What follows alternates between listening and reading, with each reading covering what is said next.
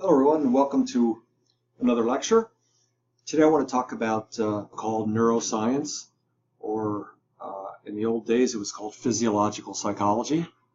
It's quite a fascinating area as research has delved more and more into understanding the brain. We've discovered concordances between behavior and brain pathways, and it's quite exciting. Years ago, I went up to a summer fellowship at Dartmouth College, and it was quite interesting because we spent 3 weeks looking at how the brain and behavior interacted. And the last day, we were all excited because the #1 brain expert in the world, he's so famous I forgot his name, but he was coming to speak to us. And it took about I'm exaggerating, it took about 10 minutes, not half an hour, to actually read the introduction for him. You know, he did this and he published that and he did this research and so on and so forth. And obviously he's an impressive character. But he got up and he looked at all of us and he said, "Wow, I am pretty impressive." And he waited, and all of us were thinking, "Oh no, this guy's an arrogant jerk." But he waited a few minutes, and after we were all uncomfortable, he said, "I don't know if I'm an expert as much as I'm called, but if I am, I'm here to tell you one thing. If we had 1,000 more neuroscientists working for the next 10,000 years, maybe we will understand 1% of how the brain works." His point was that the brain is extremely complicated. And although we are beginning to understand brain function, anybody that's an expert in the field would say that we're really, really at the very, very beginning of understanding this amazing thing you have in your head and I have in my head, the spectacular brain that God has given us. I want to talk about, first of all, the neurons. You have 86 billion, give or take, neurons inside of your body. It wouldn't be your brain, but your entire nervous system. 86 billion is a number that's hard to fathom. That's more money than Bill Gates has in terms of dollars. It is spectacular, and while that is impressive, it's not even as impressive as what's kind of more important for how your brain functions, which is this fact. You have 300 trillion connections between your neurons. So we'll talk about this, but your neurons exist, but what makes your brain so efficient sometimes at something you know well is that those connections, those synapses between the neurons that pass information back and forth, 300 trillion of that. Even with your amazing brain, it's hard to fathom that number. And little old humble you and little old humble me, all of us have brains in our head that can do amazing things. And of course, let's just take a little bit of time to talk about neurons, because they are quite a beautiful thing. And here you have a picture of a neuron in front of you. You can see toward the left the cell body with all these little little trees with no leaves coming at them. They're called dendrites. And those dendrites are branched out. In fact, the more branches you have in your dendrites, the more efficient and effective your brain is going to be. Those dendrites can connect with hundreds of other neurons. And again, think about this. It's great to have 86 billion neurons, but those neurons connected with each other through those dendritic branching, that's what makes a highly efficient and effective brain as opposed to a less efficient one. And just as an aside, we know that those dendrites are highly affected by our first 9 months when we spent inside of our mother's womb, and the first couple of years of life. There are all kinds of things that affect how rich your dendritic branching is.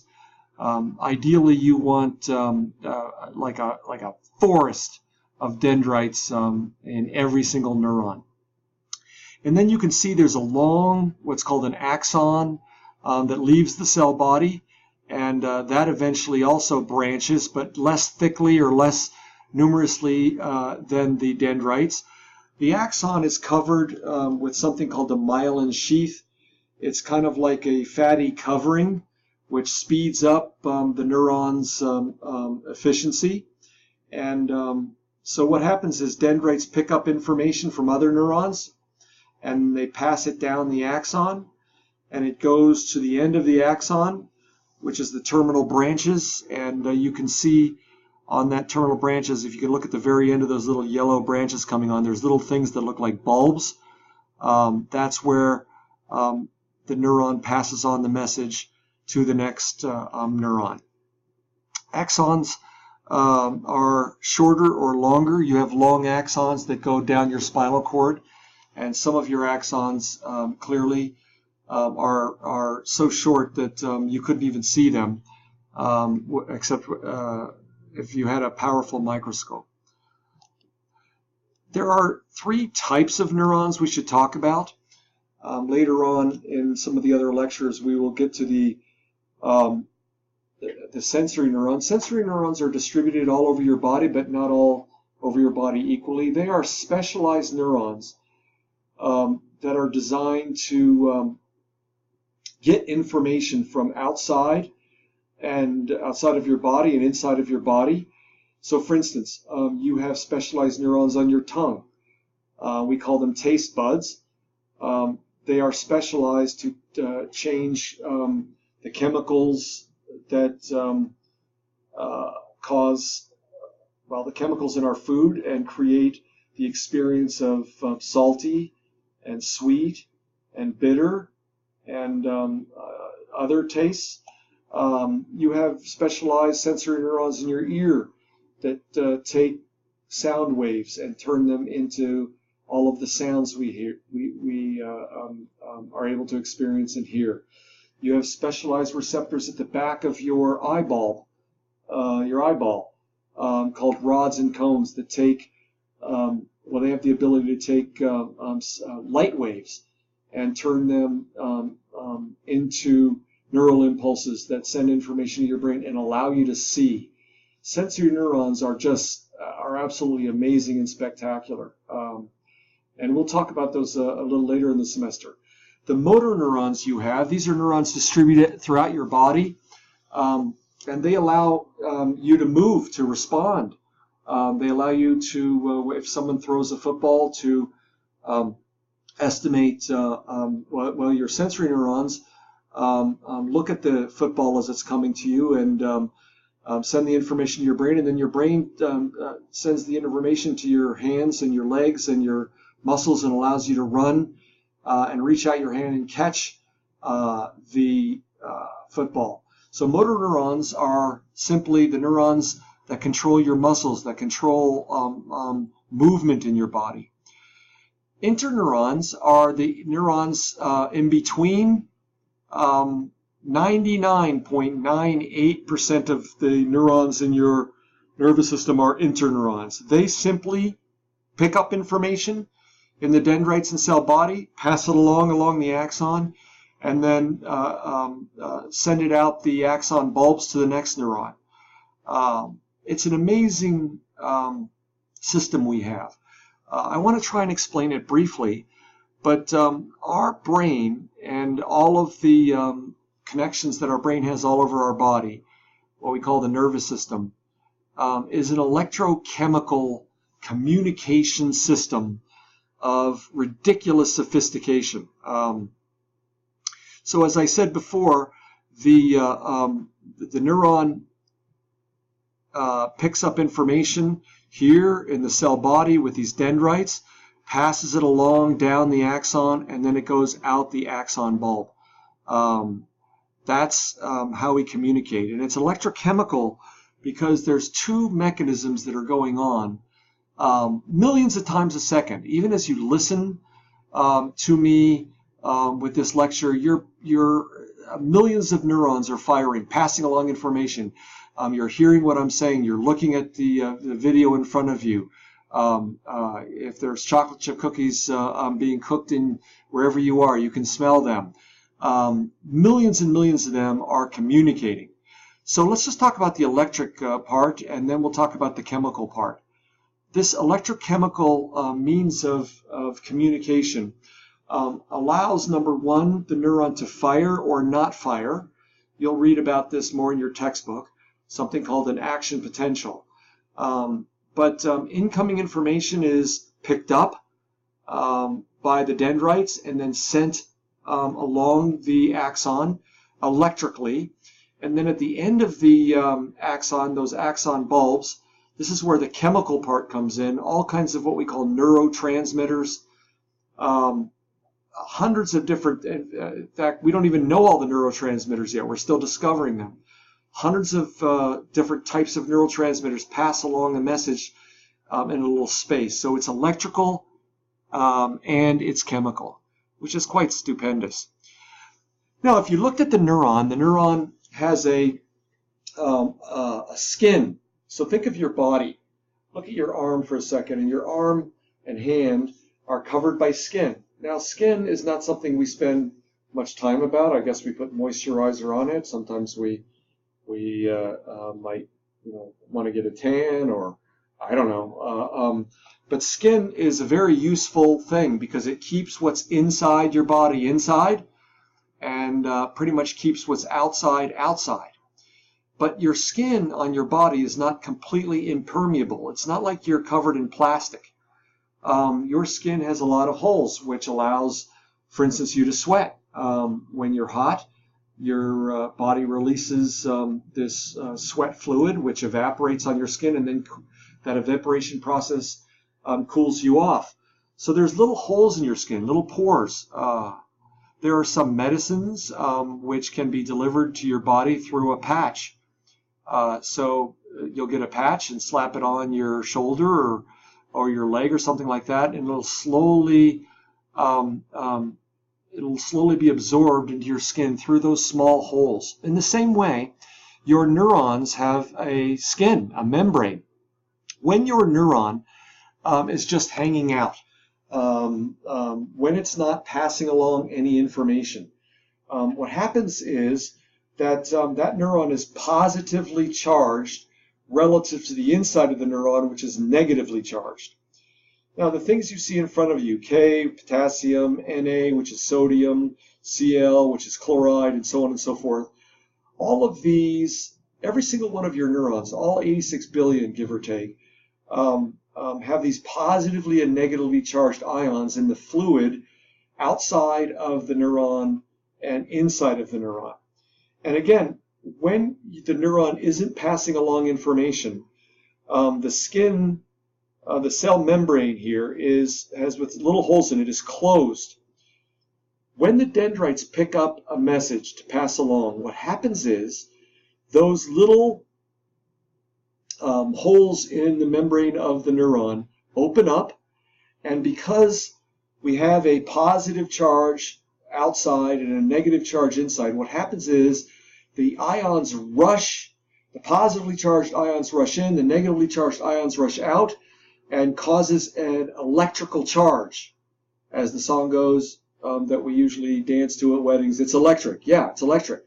And then what happens is, because that charge is exactly reversed, it goes back. The negatively charged ions rush back inside, the positively charged ions rush back outside, and then the little pores or the little holes in the skin closes.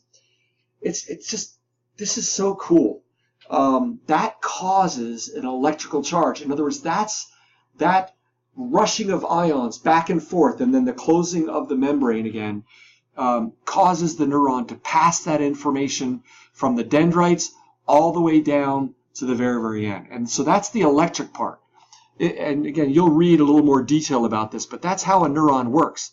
Now, there's two things that affect how fast your neurons work electrically. One of them is the familiarity you have with whatever information is being passed along. So, for instance, if the first time you experience something new, and you're very unfamiliar with it. So let's say you're very unfamiliar with the chapter that you're reading this week on biopsychology.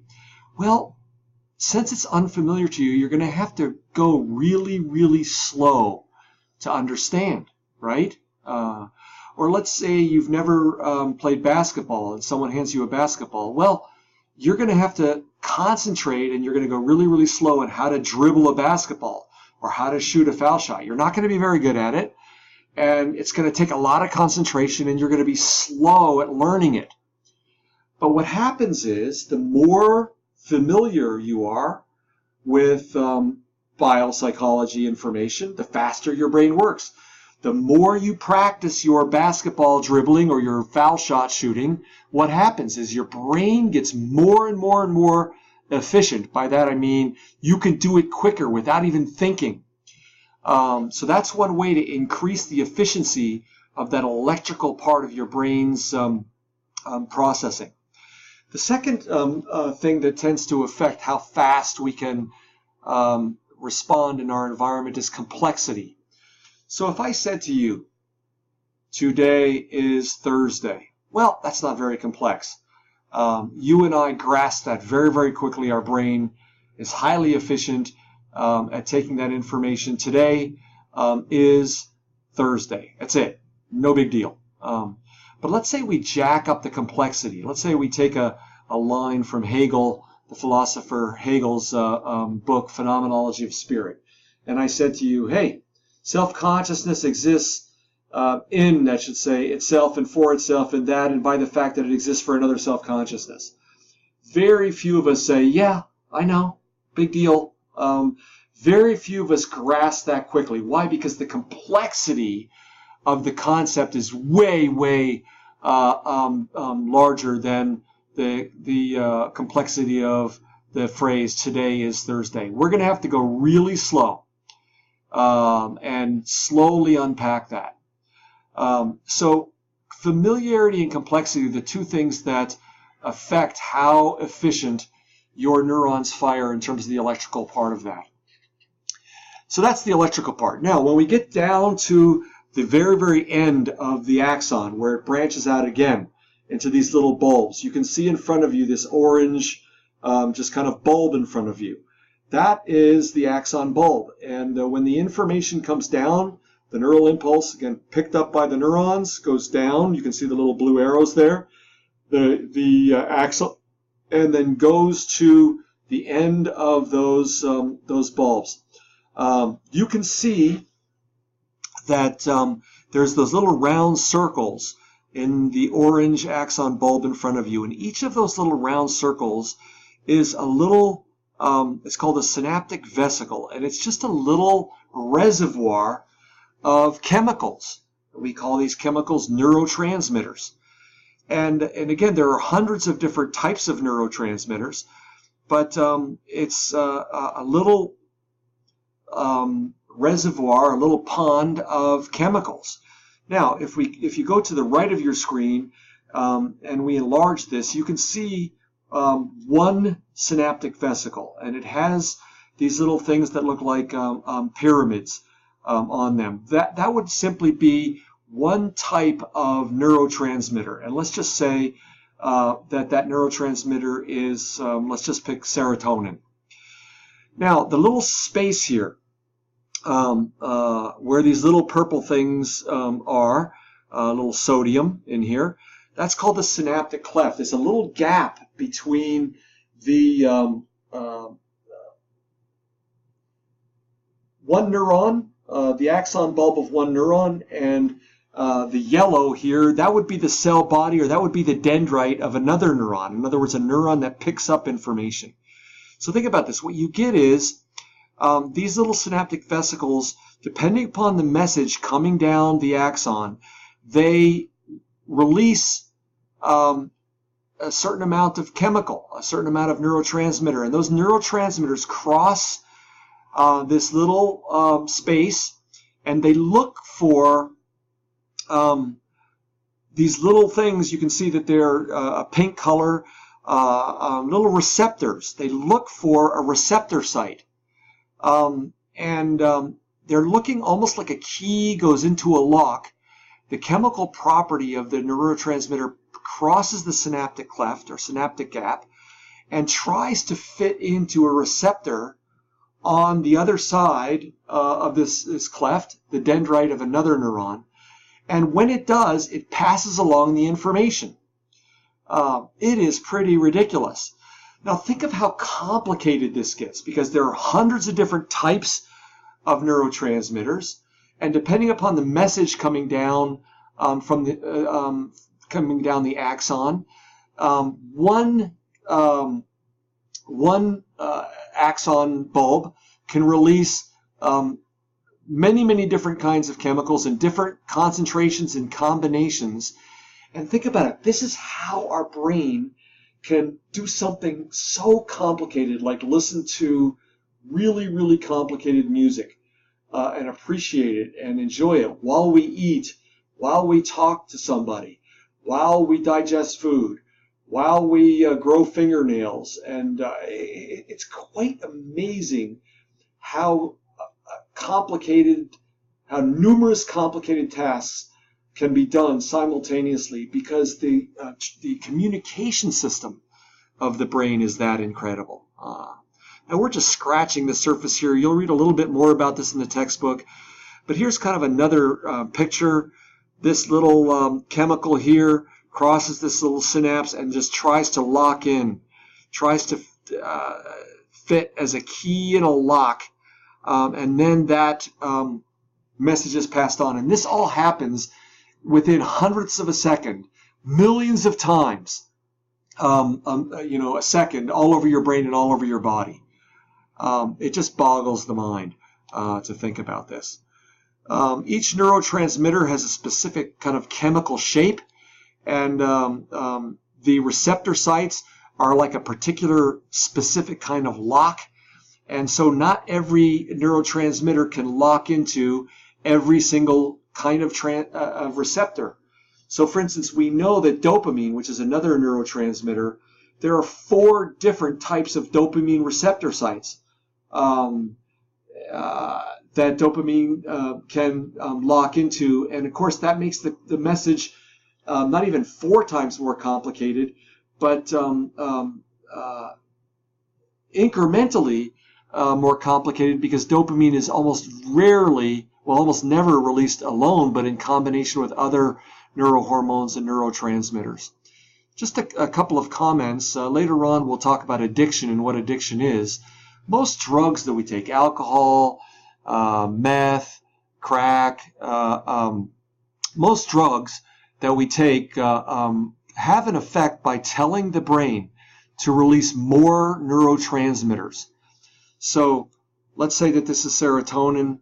If you took a drug that tell your body to feel good, so for instance a painkiller, which would increase dopamine and serotonin, and so basically your brain says, hey, release a lot. And so there's tons of messages of chill and well-being and feeling good passing along, and that's why people like drugs, because it makes you feel good, some drugs. But what happens is your brain develops something called tolerance. In other words, your brain develops an effect that it gets used to. After you take the drug several times, your brain says, wow, we got too much of this in the system. So what we're going to do is we're going to get rid of some of the receptor sites. And if you keep doing that with the drug long enough, and then stop using the drug, why do you go into withdrawal? Is because now you feel horrible and you're shaking and you have a headache, and because simply your brain is now all dysregulated, because all of the receptor sites that used to be there are no longer there. And that's why you have to go through a sometimes very serious and sometimes life-threatening process of withdrawal so your brain can re-regulate itself. That's how addiction happens. And that's why most drugs are going to change the structure of your brain. In other words, your brain is going to have less receptor sites.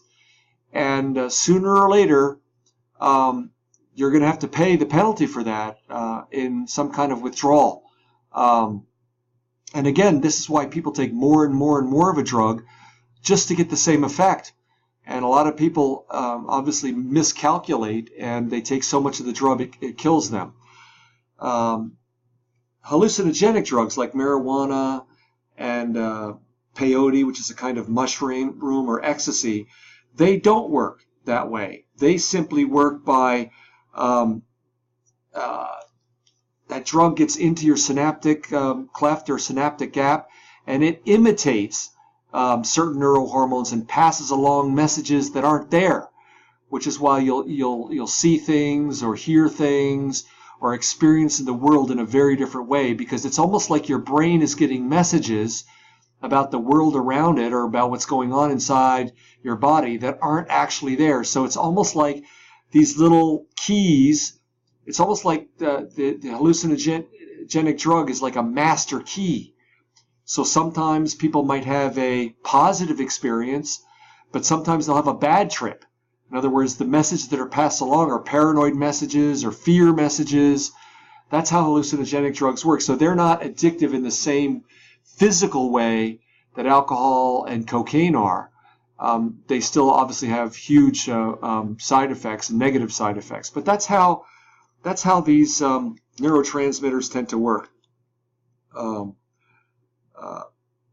Now, moving right along here with regard to, I want to talk about certain types of neurotransmitters very, very quickly.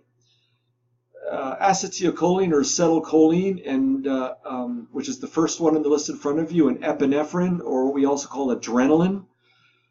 These are neurotransmitters which are excitatory. So, for instance, when you're excited or you're anxious or you're fearful, more of these neurotransmitters are functioning in your brain. One of the reasons why a lot of us drink coffee when we first wake up in the morning is because coffee has caffeine, which is a stimulant. And the way caffeine works on your brain is to tell your brain to produce and release more acetylcholine and epinephrine. And so your brain, again, works better. You move faster and can think clearer. I know that first thing I do every morning when I get up is I make coffee, because right after I make coffee, I sit down and I read my Bible and pray every morning. That's what I do. But the Bible makes no sense to me until I at least have a cup of coffee in my system. Sorry to admit that, but I'm a caffeine addict. And that excitatory effect, which speeds everything up. Now, in order to run, in order to move efficiently, you need excitatory neurohormones. And so they're neurotransmitters, they're very, very important. Norepinephrine, or it's also called noradrenaline, which is the second one on the list in front of you, that's inhibitory, as is the fourth one, dopamine. These allow you to control your movement. These allow you to slow down. These allow you to relax. So one of the reasons why some people like to drink alcohol, particularly when they're stressed out, is because alcohol tells the brain to release more dopamine, to release more norepinephrine. In other words, it calms you down. It reduces the stress hormones. It reduces muscle tension. So you need excitatory sometimes. You need inhibitory hormones another time. If I could give you another example, for instance, how dopamine works. Dopamine is an inhibitory hormone, and perhaps some of you have seen or you've met someone with Parkinson's disease. Well, Parkinson's disease is a disease which slowly changes your brain's ability to produce enough dopamine. And so what happens with Parkinson's disease individuals is when they reach out to grab something, their hand shakes. And they may be able to reach out and grab a pen, but they do it very, very shakily. They can move their hand toward the pen to pick it up, but their movement is not smooth and efficient, but it's kind of shaky. And that's due to a lack of dopamine. You need excitatory hormones to tell your hand to reach out and grab a pen, but you also need dopamine or inhibitory hormones to tell your hand to reach out and do that in a very controlled and efficient way. So that's one example of dopamine. A couple others here before we go on, just a couple more slides. Oxytocin is a very interesting neurohormone. It's been called the cuddle chemical. So for instance, when people are in love, and being in love is actually, your brain looks different when you're in love. So if you've ever been in love, you certainly know that the world is a different place. But your body, your brain tends to have way more oxytocin in your system when you are in love. You have this kind of impulse to attach and to connect and to touch and to, the other place where oxytocin comes in is in pregnancy. Pregnancy is all about oxytocin. And labor and delivery, labor is caused by increased rates of oxytocin. And in fact, oxytocin levels reach a certain threshold in a mother's body, and it tells her body, okay, let's start contracting the muscles in the uterus, and let's get this baby out of here. And huge levels of oxytocin. Breastfeeding, when a mother breastfeeds her child, there's a feedback loop system that as the baby draws the milk out of the mammary glands in a mother's breast, it sends a message to her brain, release more oxytocin, which has the net effect of giving the mother a feeling of connection and attachment to her child. It's quite amazing how we're designed that way. Serotonin, which is the second one from the bottom there, is a hugely important neurohormone.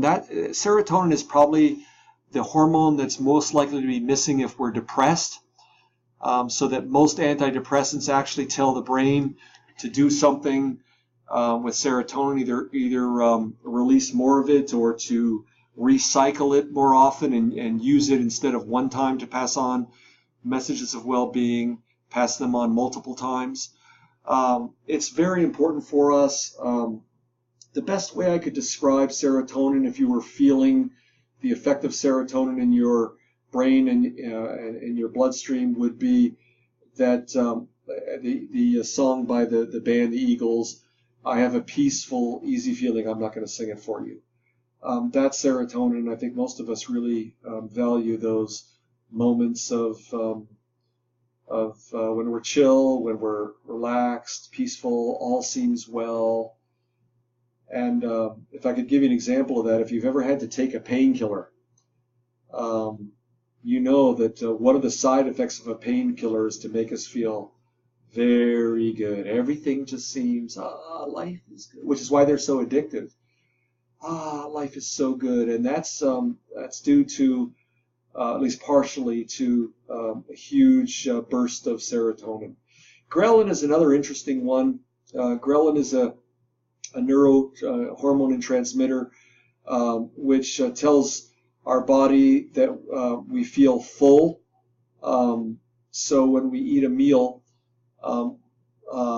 once we have that feeling of like, oh, okay, I've eaten enough, I'm feeling full and satisfied, that's due to ghrelin, which is why, I'm sure you've heard this, most often we're told to eat our food slowly, to allow that food to get into our system so that we feel full.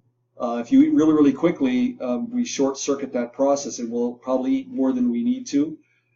One interesting thing about ghrelin is that when you get enough sleep, your body tends to produce more ghrelin, which is why people that don't get enough sleep are much more likely to gain weight, regardless of how many calories you eat. Getting enough rest actually is something you should do in any diet. If you want to lose weight, one of the things you want to do losing weight is get enough sleep. It's an interesting connection, and that's all due to ghrelin. There are hundreds of different kinds of peptides. They're all different types of neurotransmitters.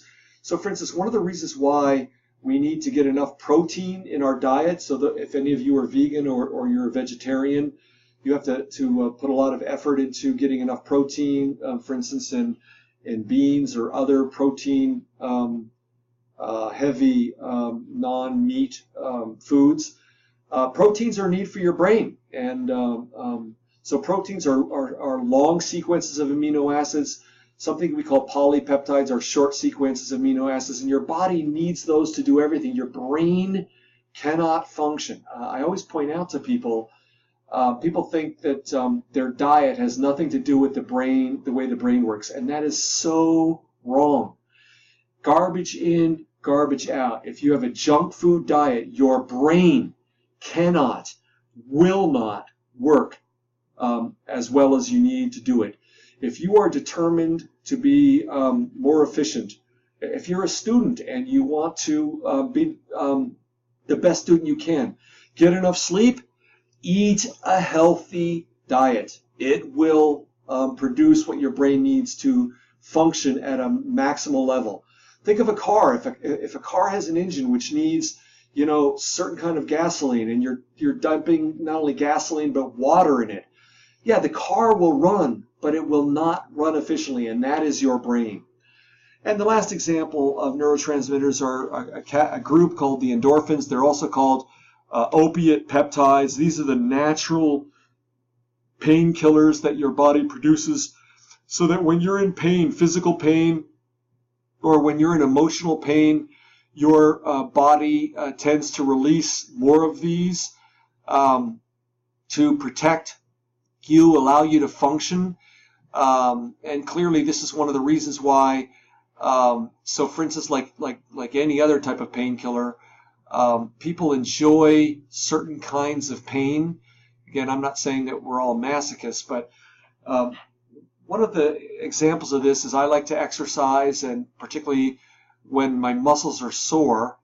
It's a kind of pain, but it's a kind of pain that when you move sore muscles, it almost feels good to stretch. It's a pain that feels good, and part of that is that your body releases large amounts, moderate to, depending on how much pain there is, but of these opiate peptides. And a side effect is it gives you a sense of not only accomplishment when you exercise or well-being, but actual opiate-like effect. So this is a very short lecture, shorter lecture. Again, the chapter is much longer, but it's what we'll have today. We'll see you all in the next lecture. Thank you for your attention, and have a good day.